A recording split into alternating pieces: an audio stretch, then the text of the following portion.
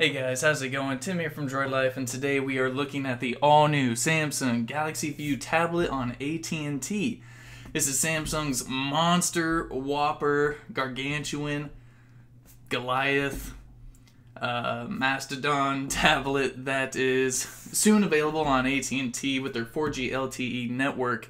The device, as you can see, features a rather large 18.4-inch Full HD display, so it's not QHD, it's not super insane resolution, it's just Full HD. And the reason I believe they did that is to help try and keep the price of this, monster device rather small.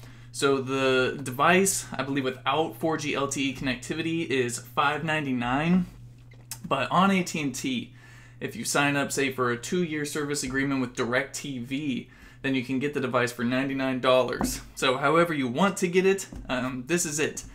The device has on the back a built-in kickstand, which is non-removable, so you can either have it sitting up or sitting down on the kickstand. The stand sort of tilts back and back. If it wasn't such a pain to film such a giant device, I would show you, but it's all set up how I need it, so this is it. This is what you get. In terms of specs, it has 2 gigs of RAM, has a 1.2 megapixel, or 2.1 megapixel front-facing camera, 1600 by 1200 resolution. Does have a micro SD card for up to 128 gigs of storage, and it comes in either 32 gig or 64 gig storage variant size. The processor is a Exynos 7580 processor. That's an octa-core, clocked at 1.6 gigahertz. And it's running Android 5.1.1 with TouchWiz on top, as you can see. So when you pull down, it's basically your same sort of Android skin.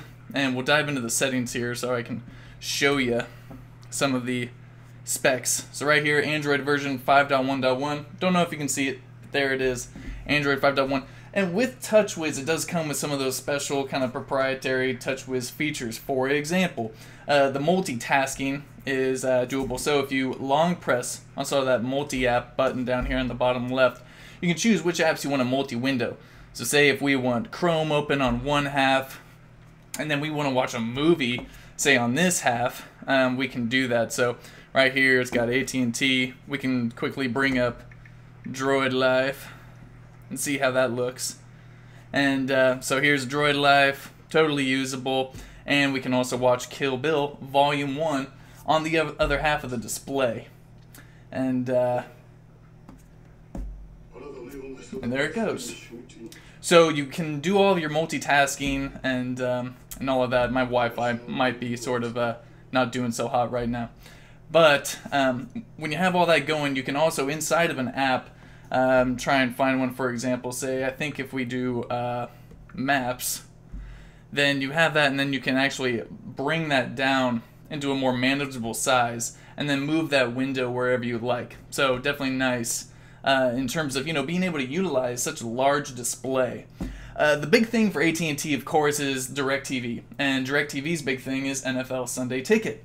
So when you have that running, what's special on the AT&T model is, say the screen is off, and you hit the power button and the volume. Oops, I didn't do it quick enough.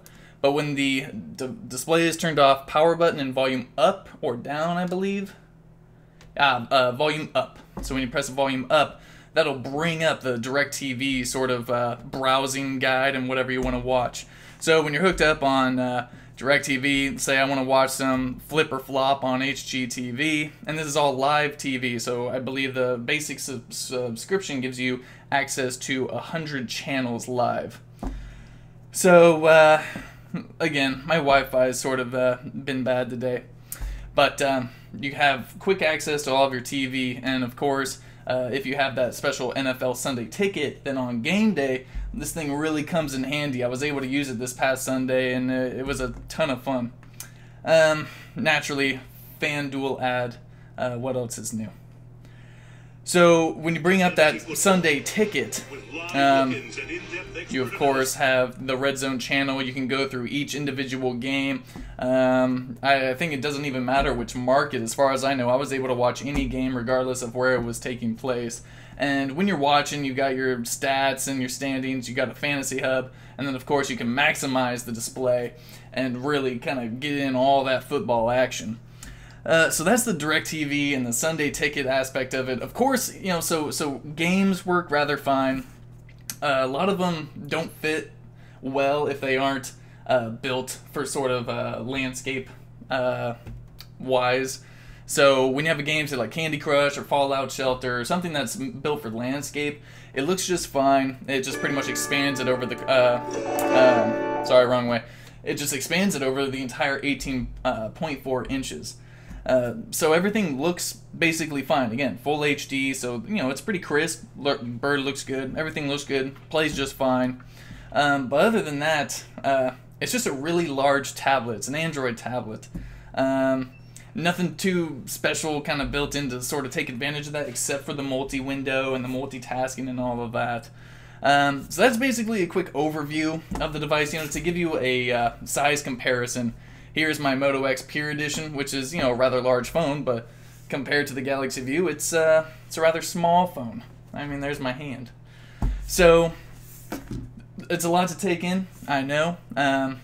There's a few, you know, Google things still built in. Of course, you can, you know, get your Google Now with all this useless space going on. But if you need a big tablet, if you don't have an HD TV in your home or anything like that, this is always an option. And Samsung seems pretty proud of it. So if you guys have any questions about it or you want us to go over something in particular, I'd be more than happy to. So until then, we're Droid Life. Peace.